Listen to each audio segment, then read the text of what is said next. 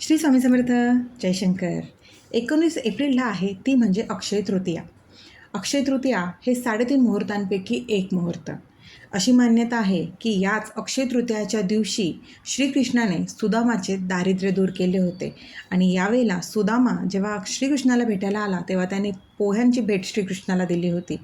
आणि याच अक्षय तृतीयाच्या दिवशी युधिष्ठिराला अक्षय पात्राची प्राप्ती झाली होती. आणि त्याच अक्षय पात्रामुळे तो त्याच्या प्रजेतील लोकांना अन्नदान करत होता. म्हणूनच या दिवशी जी कुठली सेवा, जे कुठले उपाय, जी कुठली वस्तू आपण घेतो त्या सगळ्या गोष्टीचा कधीही क्षय होत नाही, त्या नेहमी अक्षय राहतात. म्हणूनच ही तृतीया आहे ती अक्षय तृतीया ह्याच नावाने ओळखली जाते. आणि या दिवशी प्रत्येकजण आवर्जून सोने खरेदी, वास्तू खरेदी, वाहन खरेदी ह्या सगळ्या गोष्टी खरेदी करत असतात. पण आत्ता प्रत्येकाला सोने खरेदी करायला जमणार आहे का? नाही. वास्तू खरेदी किंवा वाहन खरेदी करू शकतो, पण तेही प्रत्येकजण करू शकतो असंही नाही आहे.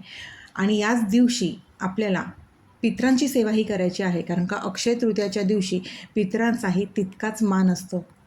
म्हणूनच अक्षय तृतीयाच्या दिवशी पितृतर्पण, पितृस्तोत्र ह्यासारख्या गोष्टी आपल्याला पितरांसाठी करायचं आहे, ज्यामुळे आपल्या पितरांचा दोष कमी होऊ शकतो. आपले पितृ प्रसन्न असतील तर नक्कीच आपल्या आयुष्यातील येणाऱ्या अडचणी, बाधा, संकट सगळे नक्कीच कमी होत असतात. म्हणूनच वेळोवेळी आपल्या पितरांची सेवा करणं गरजेचं आहे. आता ज्यांना सोने खरेदी करायला जमत नसेल अशा व्यक्तींनी काय करावं?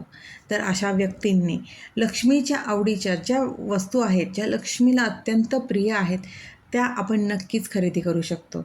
मग त्या लक्ष्मीच्या प्रिय वस्तू कुठल्या? तर तो म्हणजे शंख. तसेच महालक्ष्मीला आवडणारी ती म्हणजे कवडी. जेवढं तुम्हाला 7, 11, 21 किंवा 5 अशा कवड्या जर घेता येत असतील तर त्या कवड्या घ्याव्यात आणि त्याची पूजा करावी. आणि सगळ्यात महत्त्वाचं म्हणजे लक्ष्मीनारायणाचा फोटो. जिथे नारायण, जिथे विष्णू, तिथे लक्ष्मी हे नक्की असतं. कारण लक्ष्मी ही चंचल आहे, पण विष्णू जिथे स्थिर आहे तिथे लक्ष्मी स्थिर राहते. आणि म्हणूनच घरात जर लक्ष्मी स्थिर हवी असेल तर विष्णू नारायणाचा फोटो या दिवशी आपण घरी नक्की आणावा. माता लक्ष्मी आणि भगवान विष्णूची पूजा करायची आहे आणि कमळगट्ट्याची माळ माता लक्ष्मीला अर्पण करायची आहे. या दिवशी तुम्हाला जमेल ते दान एखाद्या गरजू व्यक्तीला ते दान करायचं आहे.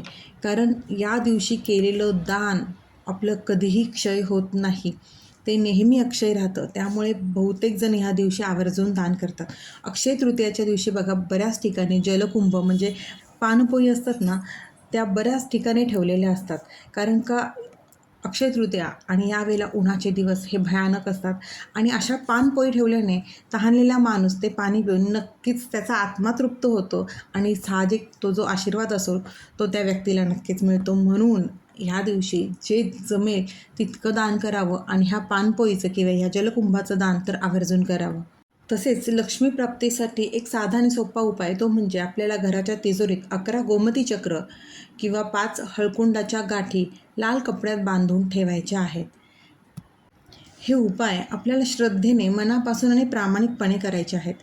आपल्याला कष्टाला पर्याय नाही. कष्ट आपल्याला करणं गरजेचंच आहे. कष्ट करणं परिहार्य आहे. कष्ट आणि कर्म प्रामाणिक असेल तर आपली प्रत्येक सेवा, प्रत्येक उपाय नक्कीच फलद्रूप होते. त्यामुळे मनापासून सेवा करा, कष्टकर्म प्रामाणिक ठेवा. आपली प्रत्येक सेवा आपल्याला फळ देईल. त्यामुळे ह्या अक्षय तृतीयाच्या दिवशी आपण आपल्या लक्ष्मीप्राप्तीसाठी तसेच आपल्या पितरांचा आशीर्वाद घेण्यासाठी आपल्याला ह्या सेवा करायच्या आहेत. पितृदोष दूर होईल तर नक्कीच माता लक्ष्मीही प्रसन्न होईल आणि कुलदेवीही प्रसन्न होईल. श्री स्वामी समर्थ. अशक्य ही शक्य करतील स्वामी, अशक्य ही शक्य करतील स्वामी.